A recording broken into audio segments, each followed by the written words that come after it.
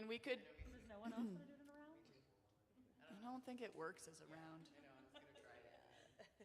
Well, it might work as a 4-measure round. Wanna try it? I don't know. We could just hum it some of the time.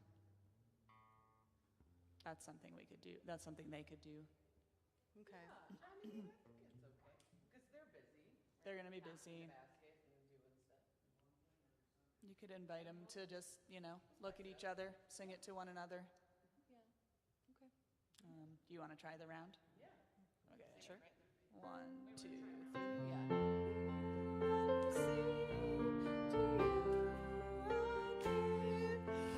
You I receive, to you I give. That works. Together we stand for this we live. Yeah, but then we're not in round. You I receive, to you I give. Together we stand for this we live. From you I receive, to you I give. Together we share, and from this we live.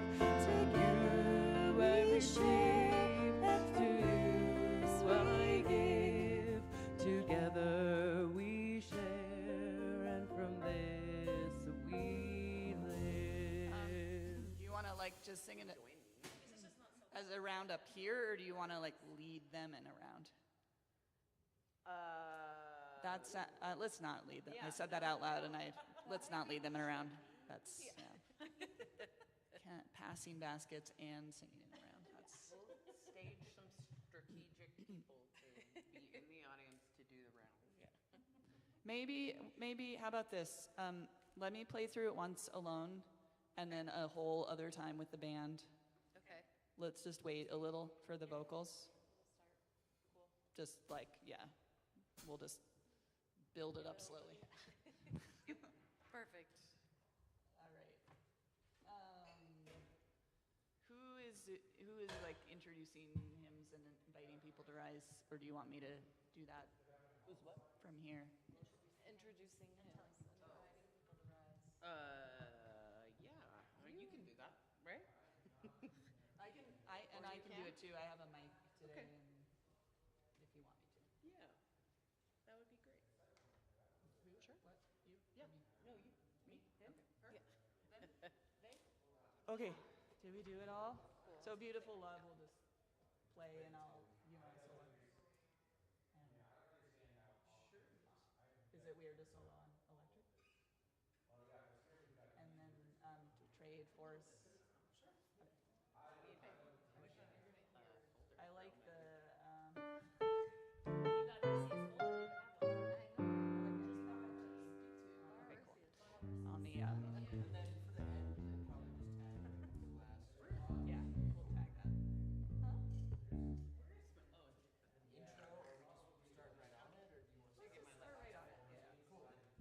You guys are amazing. Yes. You guys are. Thank you. Yeah, you're so fun. Really fun to play with you. Thank you so much. I feel like we didn't do everything because we're done so promptly, but I think that was the right call time, I guess. The wrong song. It's like they're very similar, but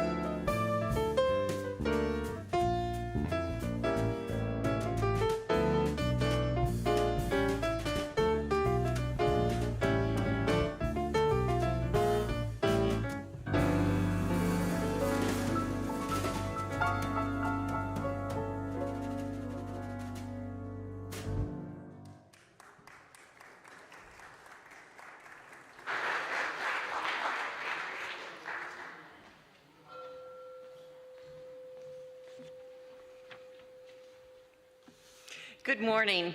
My name is Jan Dever, and I serve on the Board of Trustees here at First Unitarian Society of Denver. Whoever you are, whomever you love, whether you carry joy or sorrow in your heart today, you are welcome here. All people of goodwill are warmly invited to join us in the great journey of the mind, the heart, and the spirit.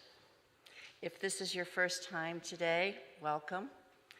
Please let the offering basket pass you by. When it comes around, your presence of just being here today is gift enough. We hope you will join us, everyone, for coffee and conversation in the community room right out there after service. We would like to get to know you better and answer any questions you have about this church. During coffee hour, please introduce yourself to someone with a yellow mug. They're on the Board of Trustees, and they would love to meet you today. Oh, brand new baby back there. Aww. You can always learn more about us on the congregation's website, where you can also find our weekly email blast and information about the activities and groups here at the church.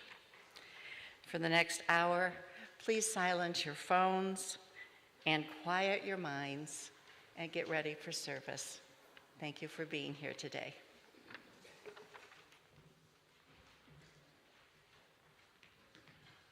Would you please greet your neighbors at this time and say hello?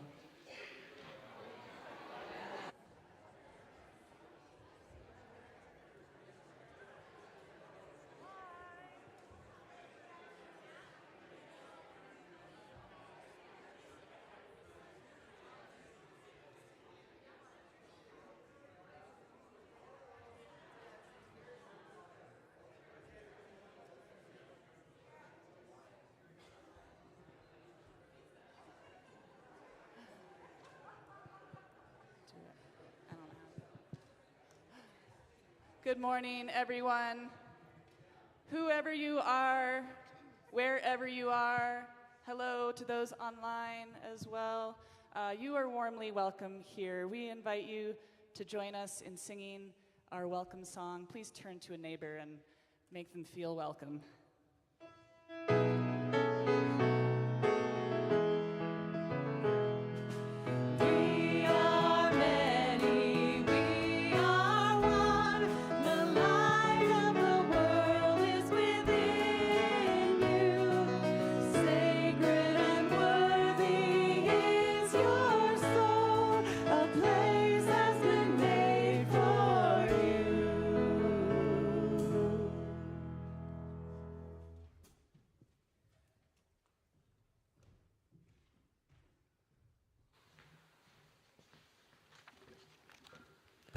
Good morning. My name is Rundle Brown, and I serve on the Committee on Ministry here at First Unitarian Society of Denver. And I have a reading this morning. The reading is from Wendell Berry. Wendell Berry is a Unitarian. He's a poet, essayist, farmer, teacher in northern Kentucky. So anyway, this comes from Wendell Berry. He says that it is presumptuous and irresponsible to pray for other people.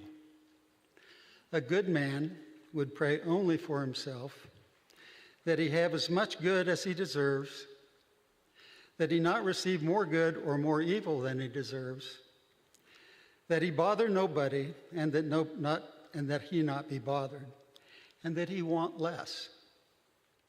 Praying thus for himself, he should prepare to live with the consequences. So, we will light this chalice and commence with our service.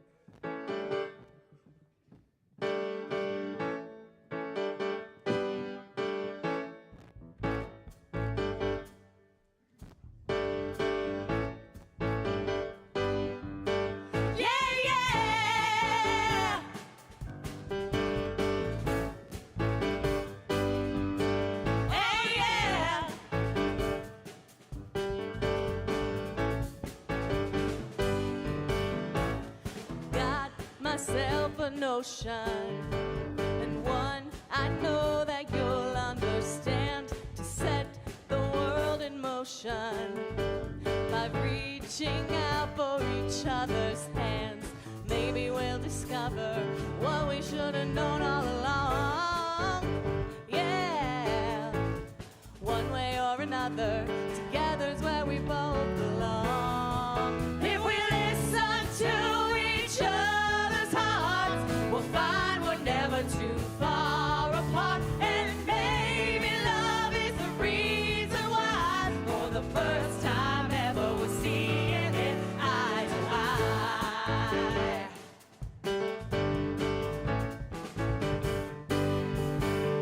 If a wall should come between us, too high to climb, too hard to break through, I know that love will leave us and find a way to make me to you. So don't be in a hurry, think before you count us out. Yeah, you don't have to worry, I will never let you down. If we listen to each other's hearts, we'll find we're never too far apart. And maybe love is the reason why, for the first time ever, we're seeing it eye to eye. So we're seeing it eye to eye. That's the way we're seeing it. Love is always seeing it eye to eye. Love is always seeing it. Love is always seeing it eye to eye. Love is seeing it eye to eye.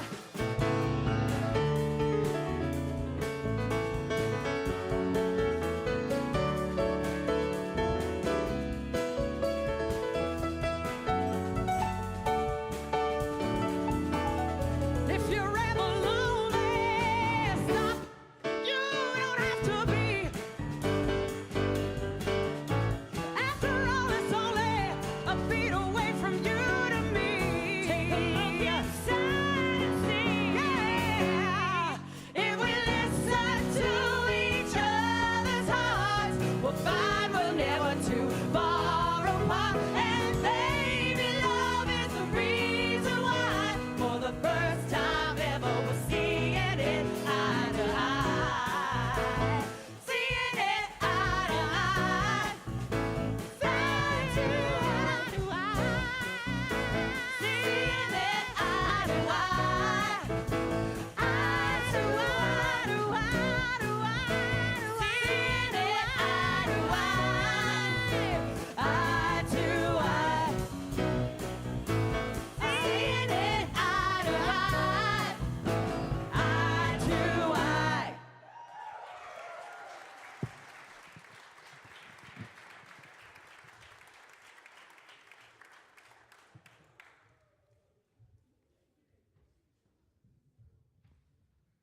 Good morning. Hi, I'm Erin Kenworthy, your Director of Religious Exploration. And man, I'm like really pumped. That was so cool, thank you. Yeah, all of our musicians up here. That was so fun. Whew. I catch my breath for a second. All right, so what do I need you to know? I need you to know that this week we did our Imagine Camp here at church, where we had campers and counselors in training and counselors here on site for the entire week, Monday through Friday, which was roughly 40 hours of time together for our youth community and our young people community. Pretty cool. That's equivalent of a whole year of RE Sunday morning participation in 1 week. Isn't that cool? Yeah. And I want to give a huge, like, if we can all clap and scream and carry that energy forward for Matt Davis, who was our camp director this year.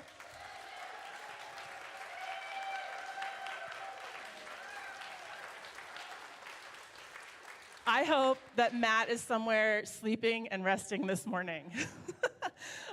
We had a great time. So a couple of highlights from Imagine Camp. This year, our title was Imagine Action, and We did some art with a local artist. Joseph Graves Jr. came in and led us in some really heart-centered art together. We had drag queen story time with America Jackson on Thursday. It's fabulous. And after that, our participants had an impromptu fashion show. It was really, really cool. We tie-dyed t-shirts. We went and we played outside in Cheeseman Park. We wrote songs about our 8th principle. We were talking about anti-oppression work that we were doing. And so can I share one with you, please? Okay. So the youth wrote this during one of our youth worships. And some of the songs they've been singing during the week are 8 principle songs that I made up to like nursery rhyme songs. So one of them is like, be kind in all you do, be kind in all you do, to family, friends, and strangers too, be kind in all you do, just as an example. And so we didn't have a song for the 8th principle, and so we put that to the kids, and the kids wrote one, and this is to the tune of the Wheels on the Bus. I'm going to try to do my very best here. The wheels on the bus. Okay. People in the world will work together, work together, work together. People in the world will stop racism all around the world. Yeah? That I believe that was from Cora and Hayden and Ruben worked on that together. They're in the back. Yeah. So that's the other things that we did. We asked questions and made new friends. We had parent volunteers come and help us clean up on Friday, which was amazing. So Jessica Montgomery and Gabriella Flora and Jason Kenworthy, thank you for coming and helping Matt and I at the end of a long week. Next year, Imagine Camp will be July 22nd through the 26th, if you want to put that on your calendars or tell people you love. And it's a great opportunity to grow and learn and live our values together. Yeah? Yay, Imagine Camp. We did it. Woo! So one of the things I'm doing this summer is answering questions from our question box. And during camp, I had time to take the sticky notes off of here and actually put question marks on it. And so we have one question that's shown up, and I'm going to do that this morning. Where'd it go? There it is. Okay. So a question, anonymous question from somebody here, put this in the question box. It says, why did so few people from our congregation walk in the Pride Parade? Ooh, good question. If you walked or participated in the Pride Parade, will you just maybe wave your arms around a little? Look around. Yay. So we were there, yeah. I was there, and I was going to roller skate in it, and then I fell on my roller skates and decided they had to come off. I put my shoes on, and I watched the parade instead of walking in it. But we did have a group of UUs from across the Front Range that walked together. And there was a float with amazing music that we had going on. Some of the singers you heard this morning were on that float singing all the way through the parade. And so we did have a presence there. But do we want more of our community to show up? Absolutely, we do. Yes. And so I want you to know that next year, Pride in Denver is on June 22nd and 23rd, and that Pride Parade will be on June 23rd. You can put it on your calendars now.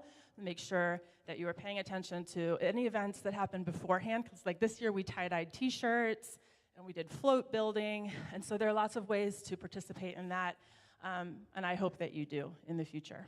Yeah? That's the only other thing I want to say, because we have this amazing visitor here. Shara is here from the Interfaith Alliance, this morning. And our community participates in a lot of interfaith work.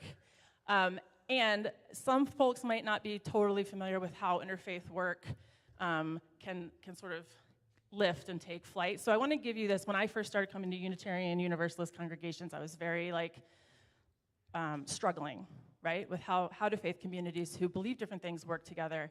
And a very wise minister, one who's worked here for a long time, pointed out these stained glass windows to me. And I love these stained glass windows. I love looking at them during services. And Mike told me that the light of truth shines through all of the panes of glass in these stained glass windows. They're different colors, they're different shapes and sizes, but the truth is the light behind it. And so each of those panes of glass holds just a piece of the truth. And if we can apply that to other places of wisdom, other cultures, other religions, we know that there's a piece of truth and a piece of light in all of those, and together, maybe, we might see a more large and beautiful picture when they work together.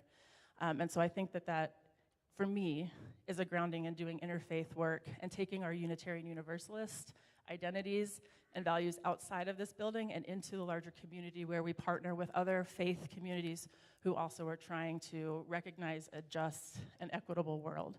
And that is something that I want our children to learn how to do in Imagine Camp and all through their time here in Unitarian Universalism at First Unitarian.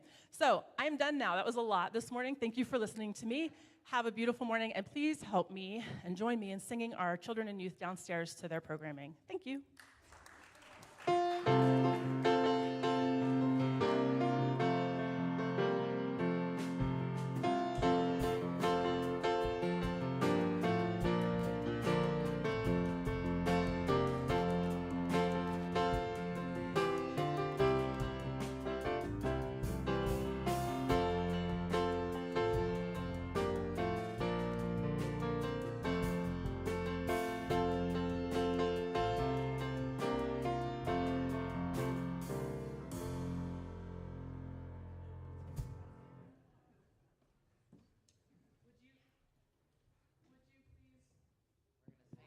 Good. Oh, he's gonna. Now you have to We got a hymn, Eddie. Oh, so sorry. Would you please rise in body or spirit and join us in singing "Lean on Me" by Bill Withers?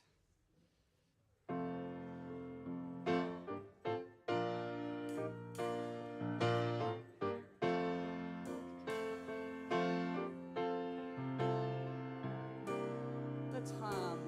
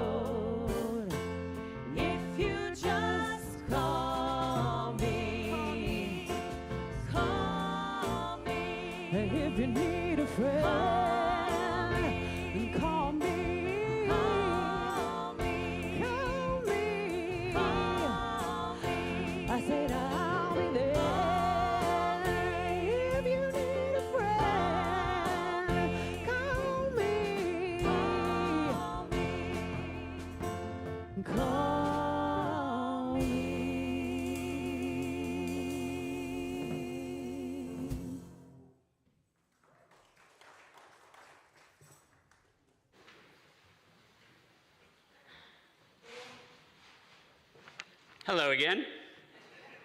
So I'm Eddie Carroll, and I've been here, a member here at First Unitarian Society of Denver for over 20 years. And when Rhonda called me and said, hey, could you do the offertory words today? I always go and I say yes. And then I always go and look to see what the sermon is so that whatever I end up sharing up here reflects what the sermon's going to be. So when I went and looked and I saw that Shara was going to be here, I was very excited.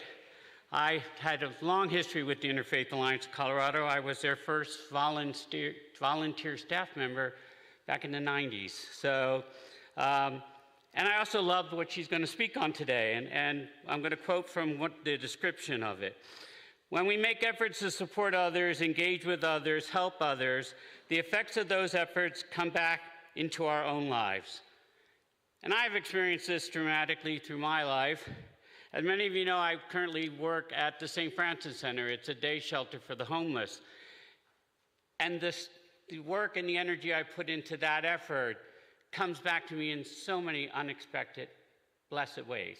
So I know this to be true, but I also know that it's very draining at times, and that it really drains us spiritually, emotionally, physically. And the vessel that we carry those reserves in can get depleted.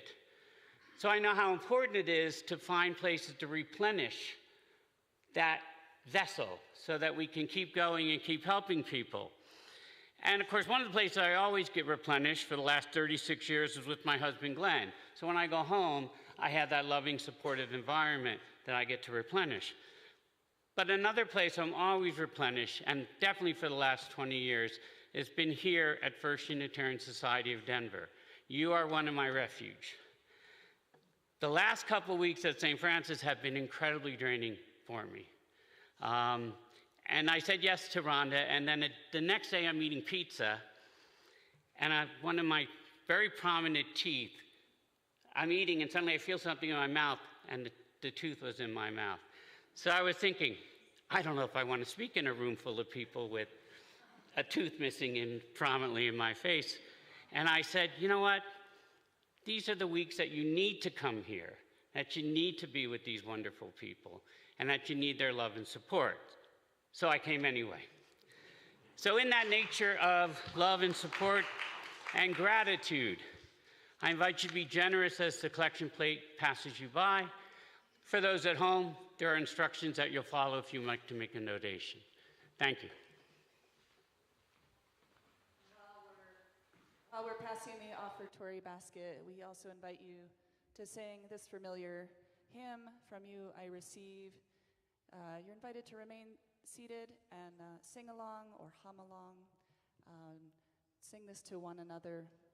I think this is something we need to hear and receive from each other.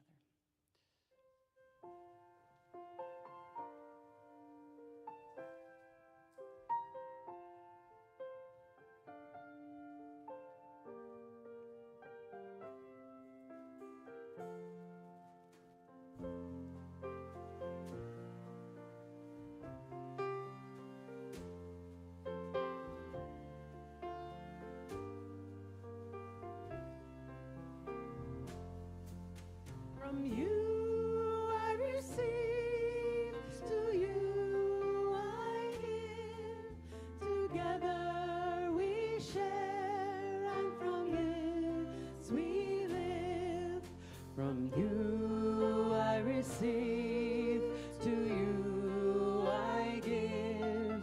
Together we share, and from this we live. From you I receive, to you I give. Together we share, and from this we live. From you I receive, to you I give. Together we share, and from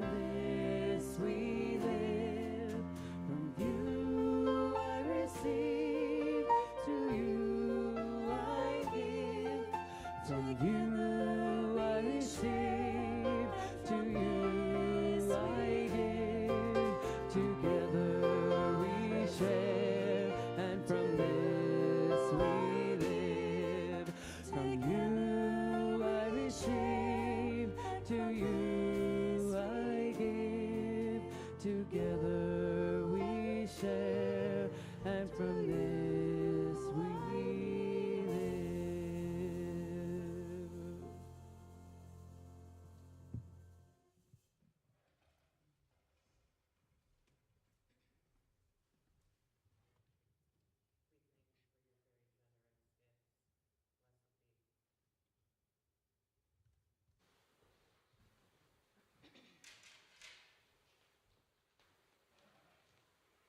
Good morning. For our joys and concerns this morning, Mary Hilkin has thrown her back out, and we want to thank the caring team for setting up the meal train for her, and we wish her a very speedy recovery. Eric Moon's father and the grandfather of Cora and Eben, Charlie Jacobson, passed away yesterday evening unexpectedly after having a heart attack earlier that afternoon. Charlie was also the stepdad of Di Mapes, and the former Unitarian office administrator. And Eric's stepmom is in hospice care, and it is thought that she will follow Charlie in just a short time. So we send our love and our sincere condolences to their entire family. As Aaron mentioned, Imagine Camp concluded another successful chapter last week. And again, I would like to just personally hold up thanks for all of its volunteers and organizers. And I also want to lift up a particularly special joy for the children. They're the future and the survival of this congregation and of the world. And in light of the recent goings-on in Florida, we send out prayers for their protection in the face of harmful forces that seek to divide people for personal gain and use children as pawns in the process. So for our prayer, pastoral prayer, we're going to do some more singing. It's my favorite thing. So we're going to sing together. And studies have shown that group singing creates a physical unification amongst humans.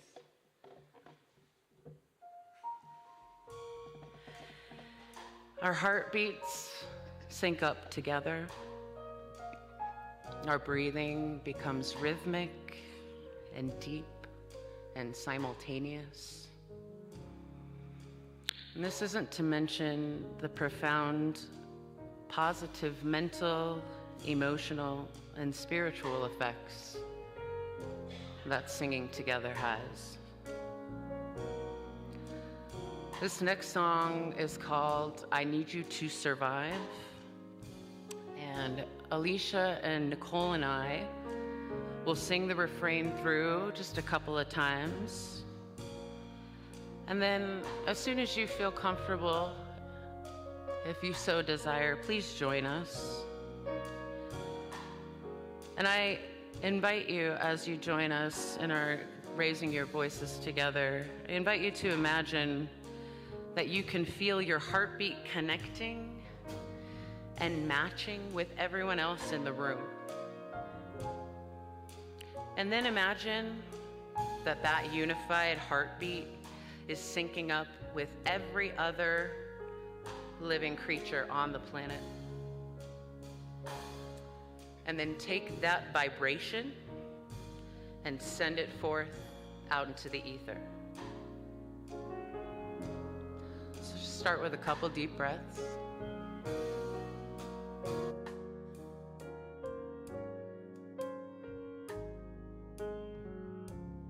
I need you, you need me, we're all a part of God's body.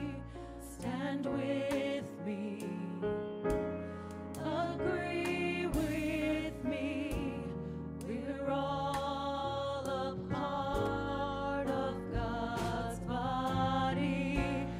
It is God's will that every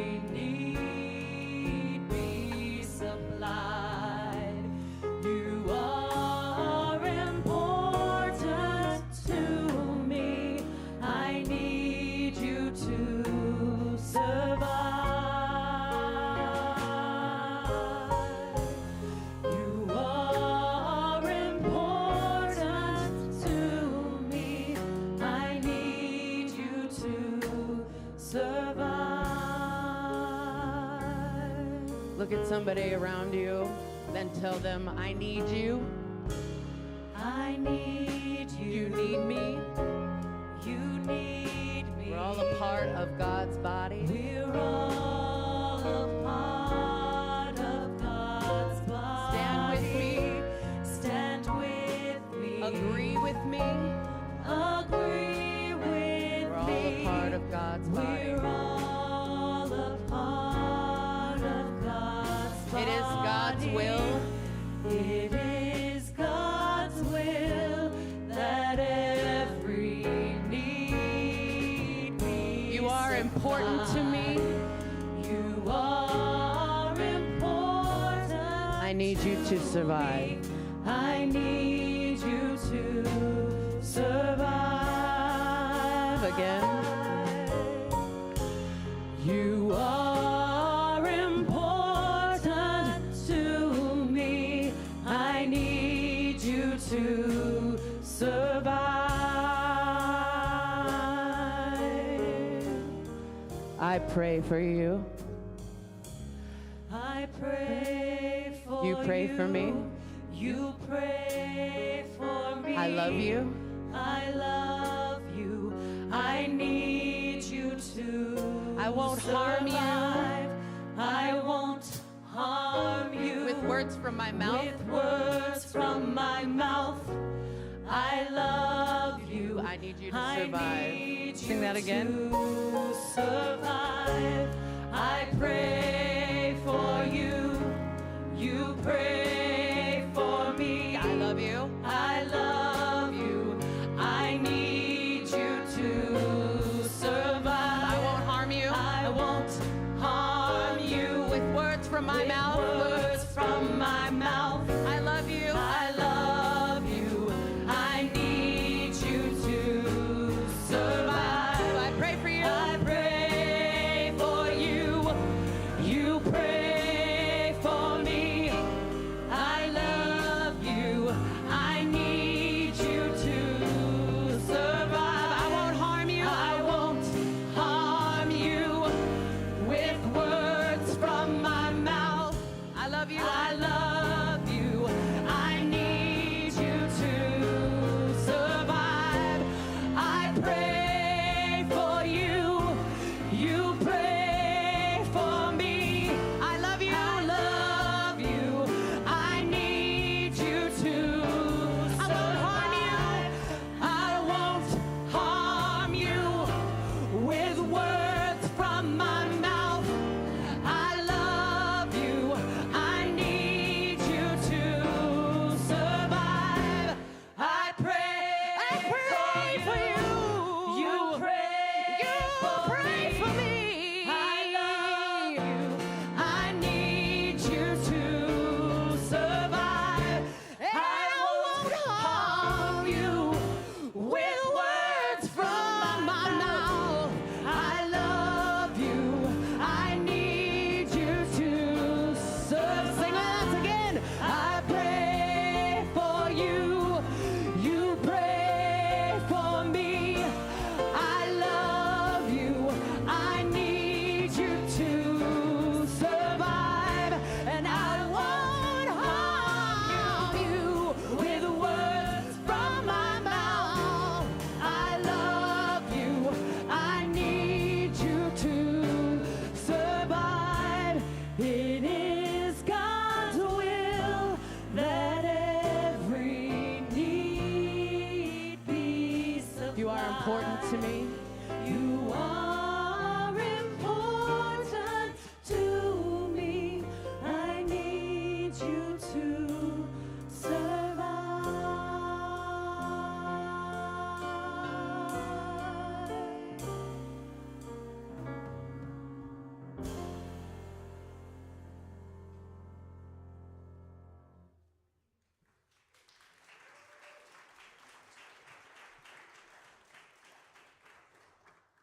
We are so incredibly blessed, and I am so incredibly excited. We have the CEO of the Interfaith Alliance. You guys lift it up, make a big noise for Shara Smith.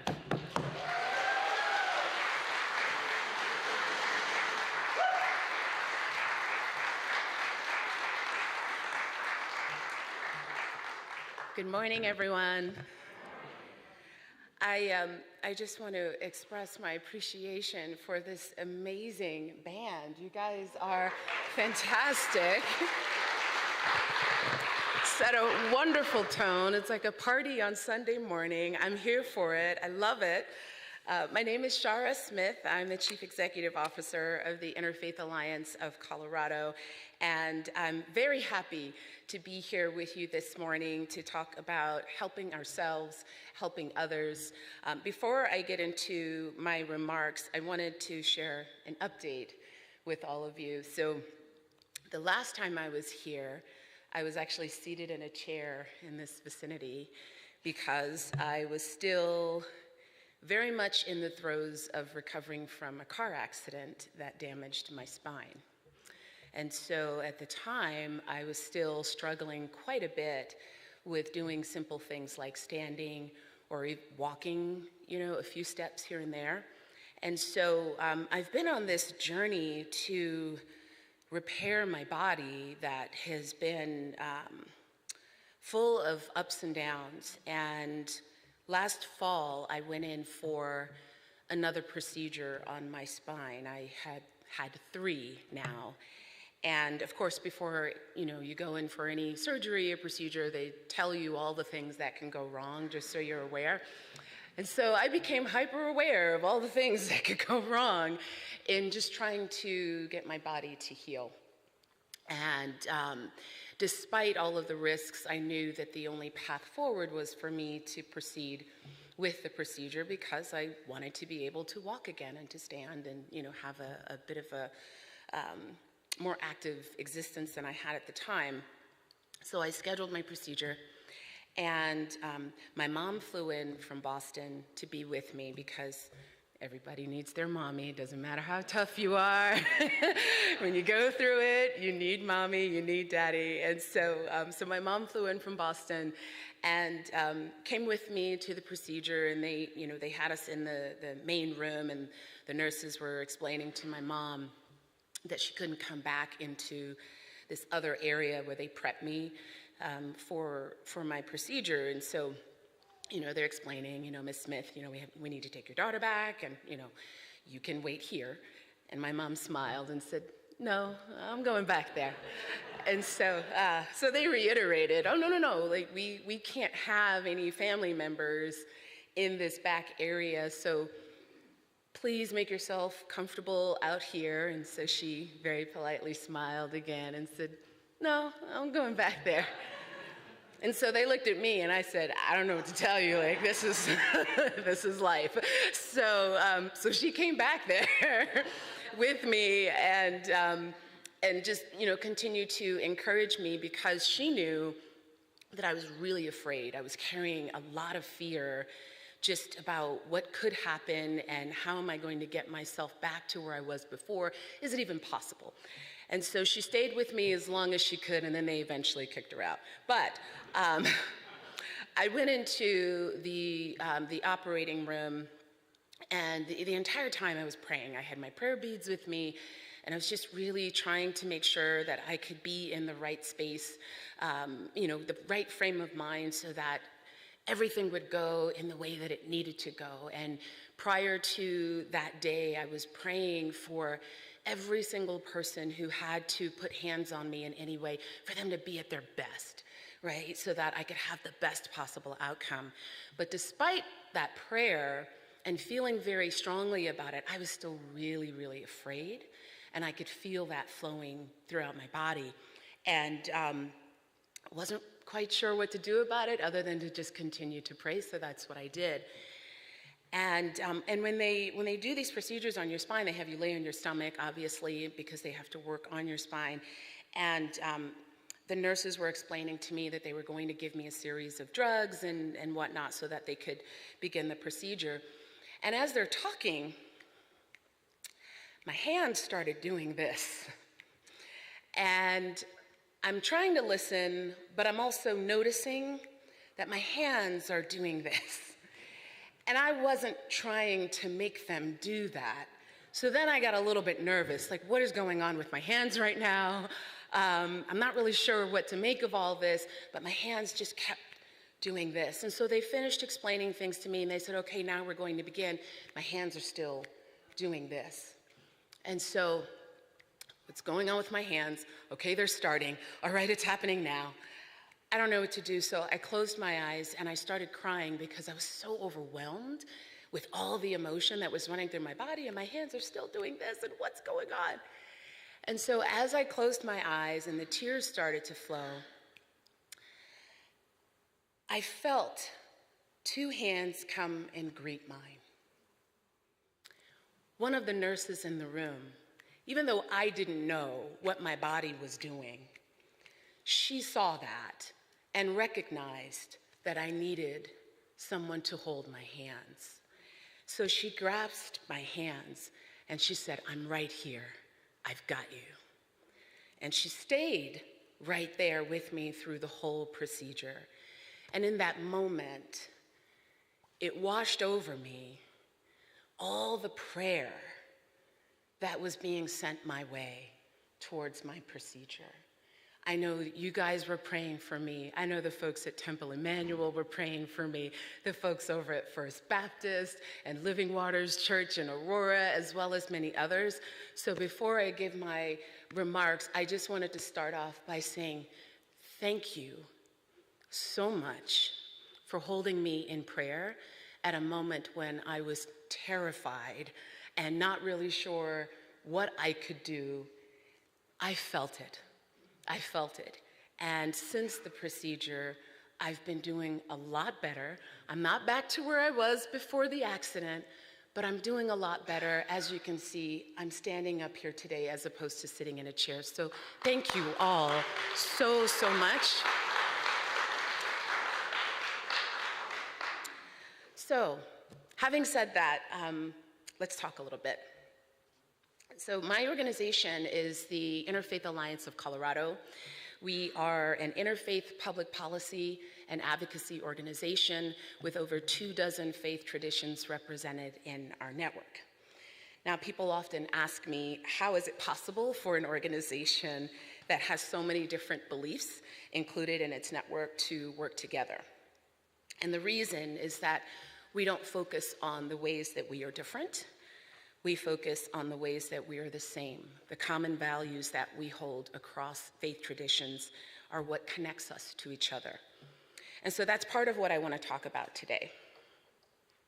Helping others, helping ourselves.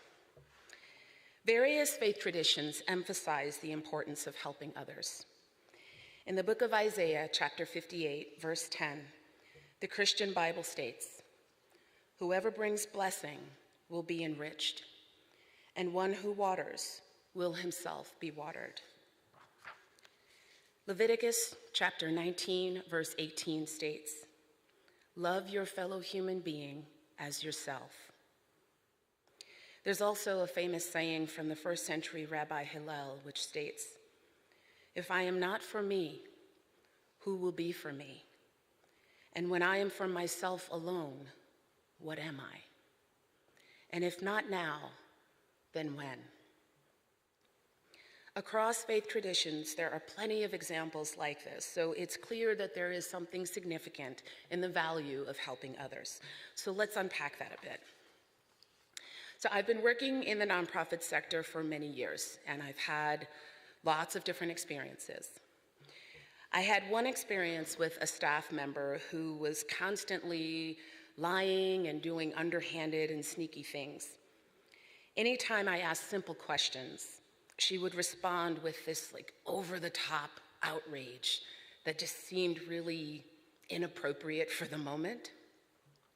And I definitely got the impression that she was trying to deflect attention away from her own behavior and to put me on the defensive. So I reached out to my mom, the same one who the doctors couldn't get to go back where she belonged. Yeah. So she's worked in management for over 30 years, and so she's seen it all. And so I walked her through the scenario, making sure not to reveal any sensitive information, and she listened. Then she asked me a very interesting question.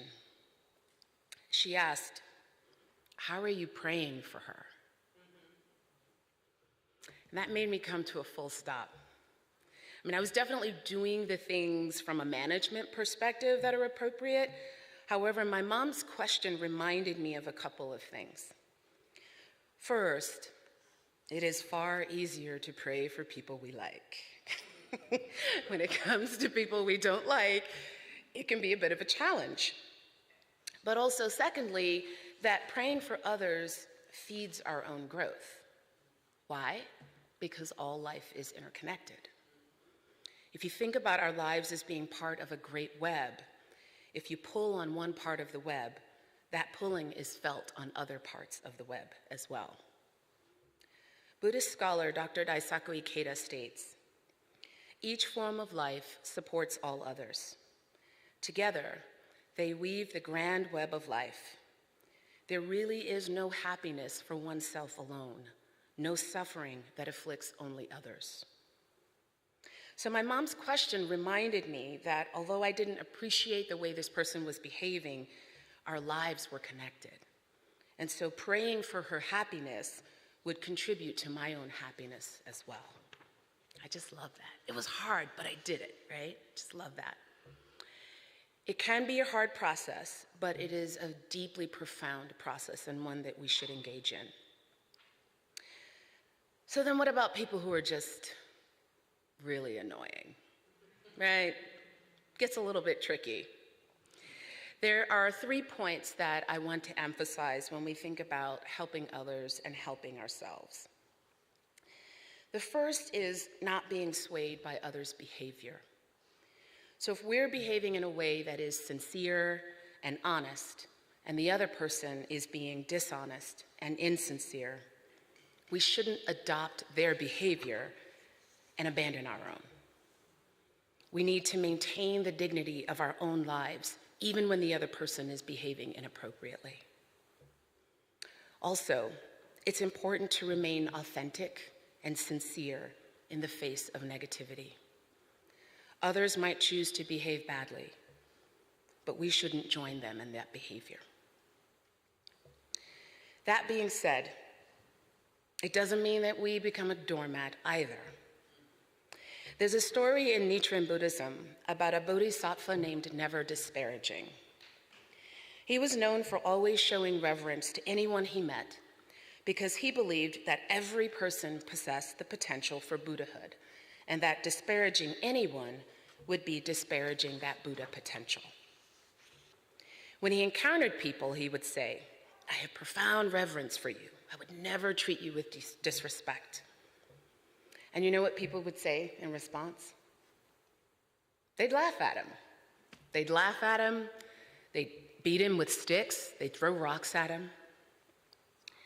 He believed that their value as human beings was better than the behavior they were showing them. But he also didn't sit there and allow his own life to be harmed. Doing so would have meant being harmed himself and also allowing others to take negative actions that would lead to their own suffering as well. So what did he do? Well, he'd stand out of range of the sticks and the rocks. And he would still assert, "I have profound respect for you."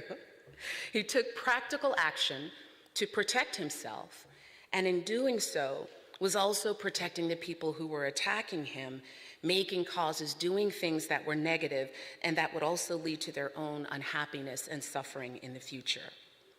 So it is important to not be negatively influenced by others' bad behavior, but we also don't need to put ourselves in harm's way either. Does that make sense? Yeah, awesome. So let's move on to the second point. And this involves having, or courageous self-reflection, as it's called.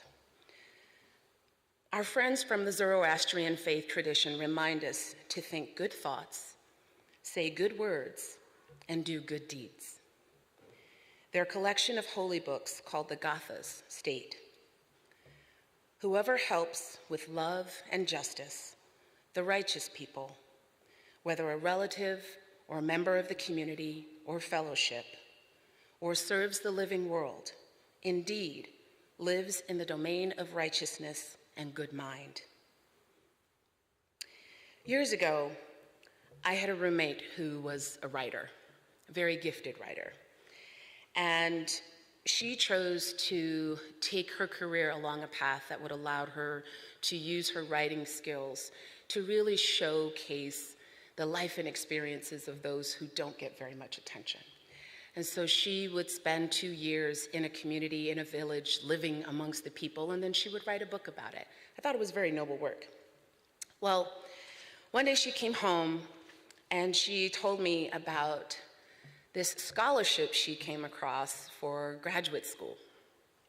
And she was so excited about it, but was also immediately down on herself because she knew the type of people who received this scholarship in the past. It was a full ride, full tuition, room and board, everything paid for a doctoral degree program over in Europe.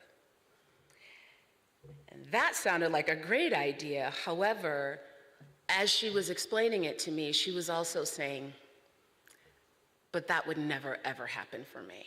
I could never get that. I know the type of people who receive those types of awards, and I'm not one of them. Why would anyone pick me over these people?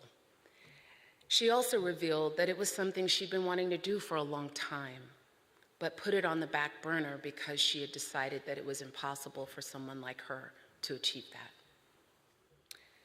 And so I said, you know, I think you're amazing, and I think we should pray about it because I want you to achieve your dream. So that's what we decided to do. We started a prayer campaign, praying every single day together for her to get this scholarship. Applying was its own process. You know, getting past the doubt and the fear just to submit your application. So we made it past that. And then the waiting. But we continued to pray, continued to pray, and continued to pray.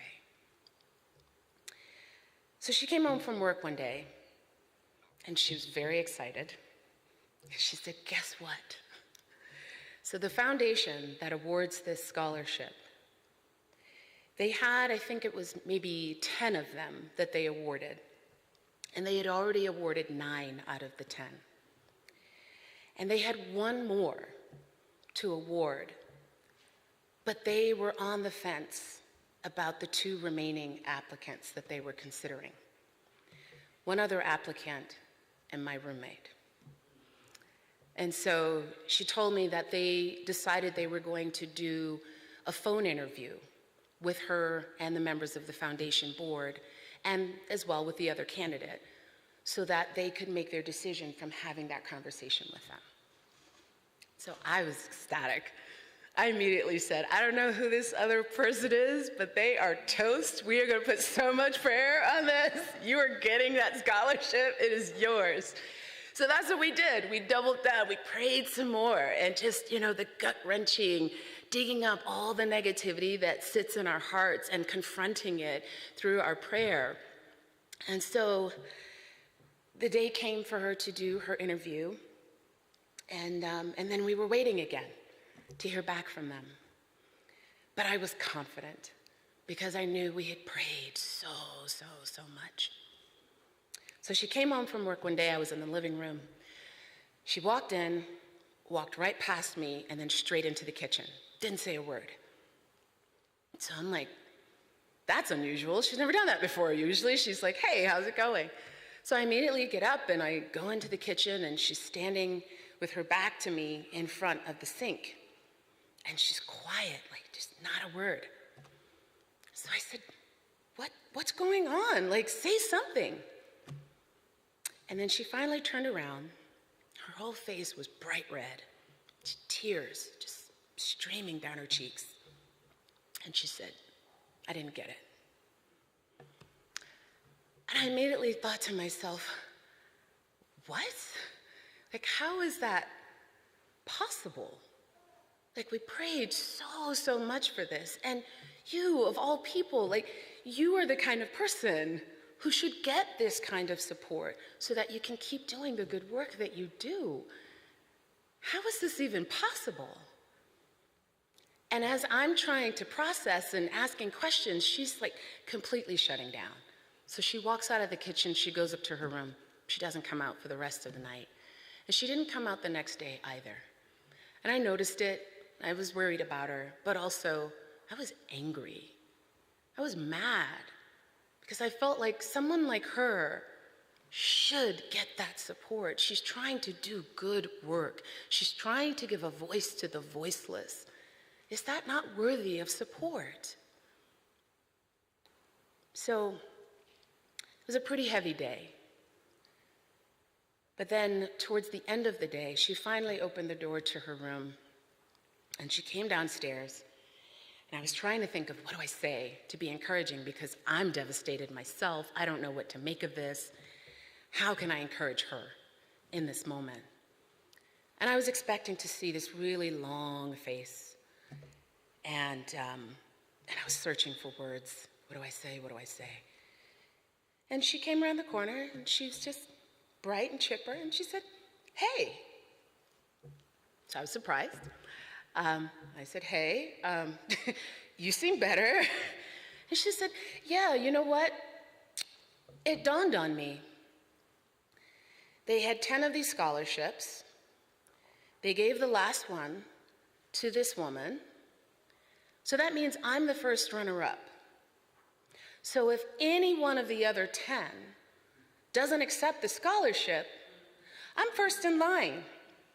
So all I have to do, and I kid you not, this is what she said, all I have to do is pray for all 10 of those individuals who received the scholarship, for them to have so much fortune in their lives that one of them doesn't need it, because then I am next in line. Can you believe that? And I was blown away. Like immediately my brain's trying to wrap its arms around, like, wait a minute, that's a very different way of looking at things. Like, but okay, but she's technically right, but I don't know if it's a good idea to get your hopes up like that. We just dealt with a devastating response, but she was absolutely convinced. And she said, I'm gonna go pray right now. And that's what I'm praying for. So I said, well, okay, I'll come with you. But I was really doubting this. I'm just like, I don't know. Really? Is that possible? So a couple days went by. I'm thinking this is over. Not really sure what else she's going to do after such a devastating experience. And then she just, popped in the room and said, hey, got a call from the foundation. One of the folks who they offered their scholarship to called them up and said, I received so much money for my doctoral program that I just don't need your scholarship. Why don't you give it to someone who really needs it? So they called my roommate and said, guess what? You're in. So she got the scholarship, which was fantastic. And so I share that story to say, talking about courageous self-reflection, right? Oftentimes we get stuck in a space of zero-sum thinking. If I win, you lose. If you win, I lose. And that type of thinking limits the outcomes that are possible. But when we start to think win-win, how can I win? How can you win? We unlock outcomes that we didn't even know were there. Just like my roommate did. As a society, we are often immersed in a pattern of picking winners and losers. And those aren't the only outcomes that are possible. Now, by a show of hands, how many people in here want to lose? Exactly. Exactly. And so because no one wants to be on the losing end, we find ourselves in conflict with each other when that really isn't necessary. So what do we need to do? We need to train ourselves to envision win-win scenarios. It feels a bit counterintuitive because we're used to that whole win-lose dynamic, but it is possible to create win-win outcomes. But it starts with being able to imagine it here. If we can't imagine it here, we can't create it out there. We can't direct our prayer in the most powerful way to unlock other outcomes. Does that make sense? Okay, awesome. So let's move on to the third point.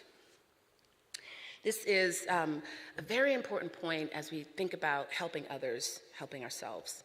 And it's not mistaking arrogance for confidence. Now, the reason I want to talk about this is because it's important to have the right attitude in helping others and to really self-reflect on where that motivation is coming from. In his book, Buddhism in a New Light, Shinya Tomi described the Buddhist definition of arrogance, which is to think that one is superior to those inferior to oneself, and that one is equal to one's equals. I'll say it again. The definition of arrogance, according to Buddhism, is to think that one is superior to those inferior to oneself, and that one is equal to one's equals. Shinya Tomi, he defines arrogance as, quote, the inclination to define one's self-worth by comparing oneself with others. Comparison can be motivation for self-improvement, but when it becomes the sole means for judging our worth, then it becomes arrogance. He also states, what clearly distinguishes the arrogant from the confident is whether they desire that others' happiness becomes greater than their own and act on it. Arrogant people are keenly aware that their self-esteem depends upon their superiority to others. So they often take delight in pitying the less fortunate since it reaffirms their superior status. That quote-unquote kindness of the arrogant, however, extends only so far as it supports their self-importance. It continues as long as the less fortunate remain less fortunate. Precisely for this reason, the arrogant cannot desire and act for the supreme happiness of others. This is Shinya Tomi speaking here. Because they fear it would diminish their own happiness. Again, that zero-sum thinking, right? The confident see their contribution to others' happiness as proof of their expanding humanity and as a source of great joy. So it is not enough to just help others. Our attitude in helping others must also be the correct attitude. If we're helping others to affirm some sense of superiority over others, that's arrogance.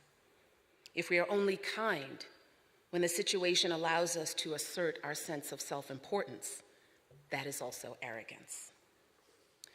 Shinya Tomi goes on to say, arrogance makes us insecure, whereas confidence gives us peace of mind. The more arrogant we become, the more keenly we feel the dependence of our happiness upon the misfortune and weakness of others. Confident people, he says, derive their confidence from strengthening their innate qualities. So the more confident people are, the more peaceful they will be with both themselves and others. So what are the takeaways? Number one, various faith traditions place value on helping others. So clearly there's something important and special about that and that we should value that. Number two, when we light the way for others, we also brighten our own way. Number three, do not be swayed by others' negativity. We must maintain our commitment to sincerity and kindness. Number four, courageous self-reflection and envisioning win-win scenarios can help open new paths. And number five, never mistake arrogance for confidence. I mean, what do you guys say? Can we do it? I didn't hear you. Can we do it? All right, excellent. Thank you so much for your time today. I deeply appreciate the opportunity to speak with you again, and I'll end by saying Nam Myoho Renge Kyo, Assalamu Alaikum, Shalom Aleichem, grace and peace to you. Thank you so much.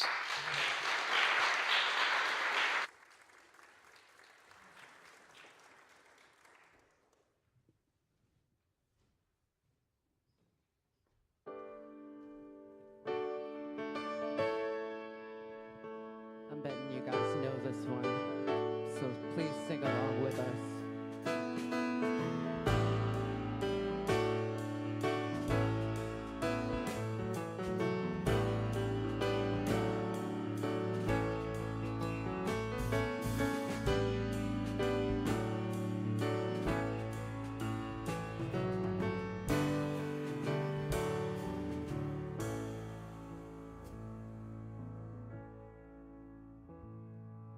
What would you do if I sang out of tune? Would you stand up and walk out on me? Lend me your ears and I'll sing you a song. And I'll try not to sing out of key. Oh, baby, now. Help from my friends. Said all I need is my brother now. From my friends. Yeah, I'm gonna get high. A little help from my friends. Whoa, yeah. What do I do when my love is away? Does it worry you to be alone? How do I feel at the end of the day? Are you sad because you're on your own? Oh no, I don't get sad no more. Help from my friends. 'Cause you know I wanna get by with a little help from my friends. Oh, a little help from my friends. Little help from my friends. And I wanna keep on getting high.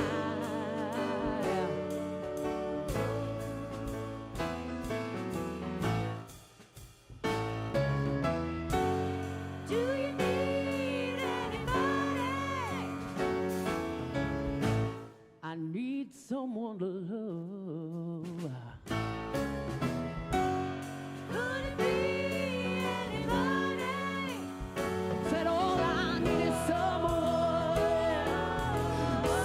to help me now. Oh, little help from my friend. Yeah. Oh, I know I'm gonna make it now. 'Cause I won't stop trying. But you know I need the help from my friends. Would you believe in our love at first sight? Yes, I'm certain that it happens all the time. Yeah. What would you see when you turn out the lights? I can't tell you now, but it sure feels like mine. A little help from my friend. Whoa, yeah, whoa, a little help from my friend. From my friend. Told myself I'll get by now. A little help from my friend. Oh, I'm gonna make it with my friend.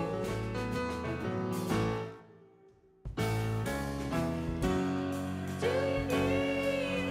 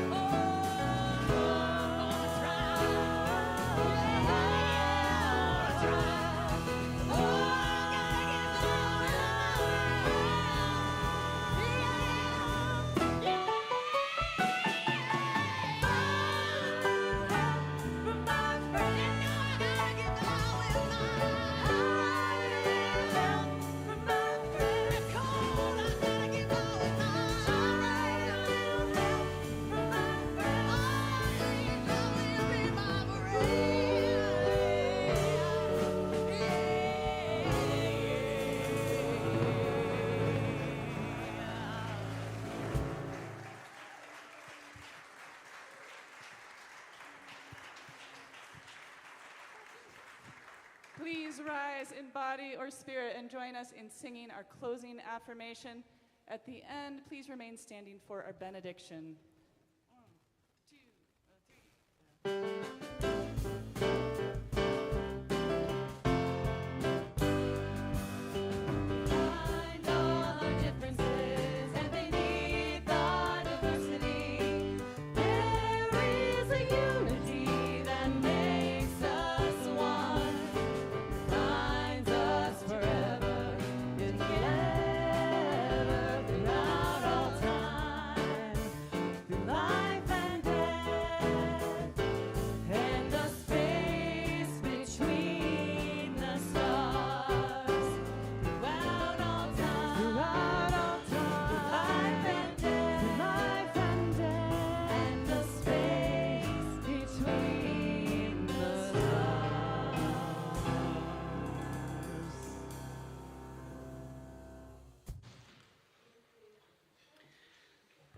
For our benediction, it's a poem by Alexander Fold called Collision.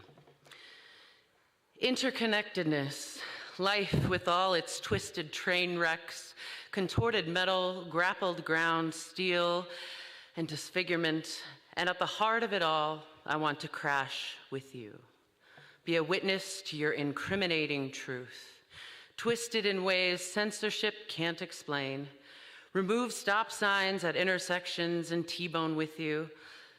Beep certain words as I drive right through, swerve on curves, creep through school crossings and race towards photogenic finishes.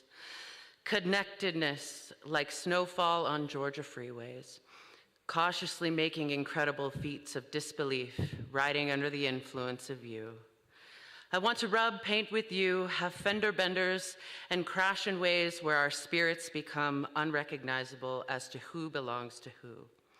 Remember how intersection negotiations and lane integrity created anxiety when you first learned to drive? Collide. Our service is ended. Go in peace.